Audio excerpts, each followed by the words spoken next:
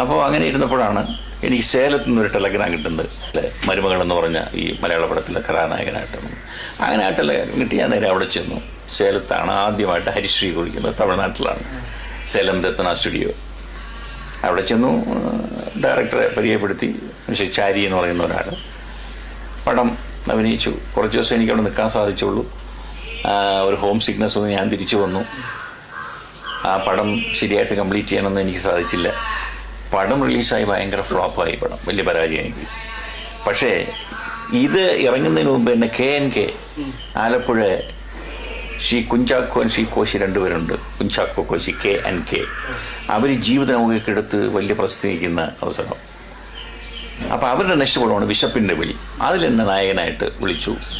അതിൽ contract sign ചെയ്തു.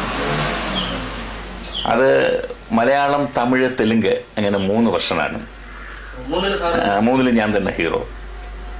അന്ന് തെലുങ്കും തമിഴെന്ന് പറഞ്ഞിട്ട് എന്തായാലും പറഞ്ഞ് കാണാതെ പഠിക്കും. ഇപ്പോൾ ഉള്ള ഈ ചില ആർട്ടിസ്റ്റൊക്കെ മലയാളത്തിൽ അഭിനയിക്കുന്ന മാതിരി. അത് കഴിഞ്ഞ് അച്ഛൻ എന്നൊരു അച്ഛൻ എന്ന് പറഞ്ഞൊരു പടം. അതും മലയാളവും തമിഴും തെലുങ്കും. അതായത് അച്ഛനെന്ന് വെച്ചാൽ അച്ഛൻ മലയാളം, തന്തൈ തമിഴ്, തൻട്രി തെലുഗു, അങ്ങനെ. അത് 3 വർഷമാണ്. അത് ഞാൻ തന്നെ അഭിനയിച്ചത്. 3 വർഷം നായകനായിട്ട്.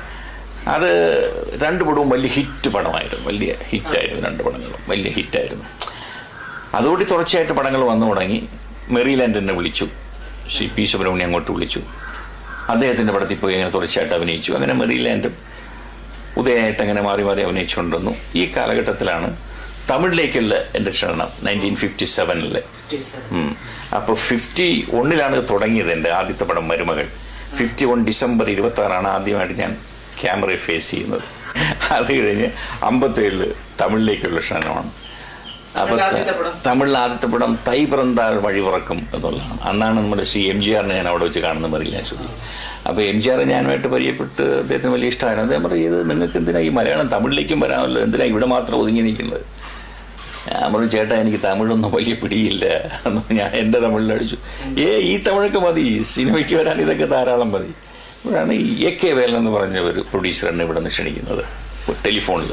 നിങ്ങൾക്ക് റോളുണ്ട്, തൈ പിറന്താഴ് പറക്കുന്ന പടം ഞാൻ എടുക്കുന്നു, ഒരു കഥാനായകൻ്റെ വേഷമാണ്, SSR ഉണ്ട്, 2 നായകന്മാരാണ്, എന്നുവെച്ചാൽ വെരി ഫൈൻ റോൾ, നിങ്ങൾക്ക് നന്നായിരിക്കും. പറഞ്ഞു, എനിക്ക് തമിഴ് ഒരു പിടിയില്ലായിരുന്നു. ഞാൻ തമിഴ് തന്നെ കുറേ സംസാരിച്ചു. ഈ തമിഴ് ധാരാളം മതി, നിങ്ങൾ ഉടനെ പുറപ്പെട്ട് വരിക എന്ന് പറഞ്ഞു. ഞാനൊരു 3-4 ദിവസം കഴിഞ്ഞിട്ട് ഞാൻ പുറപ്പെട്ട് ഇവിടെ വന്നു. ആ കോൺട്രാക്ട് സൈൻ ചെയ്തു. തൈ പിറന്താഴ് പറക്കും വലിയ ഹിറ്റായി. തമിഴിലെല്ലാം കൂടെ 55 പടം സൈൻ ചെയ്തു. 55 പടം. ഞാൻ ഒരു പടത്തിന് വന്ന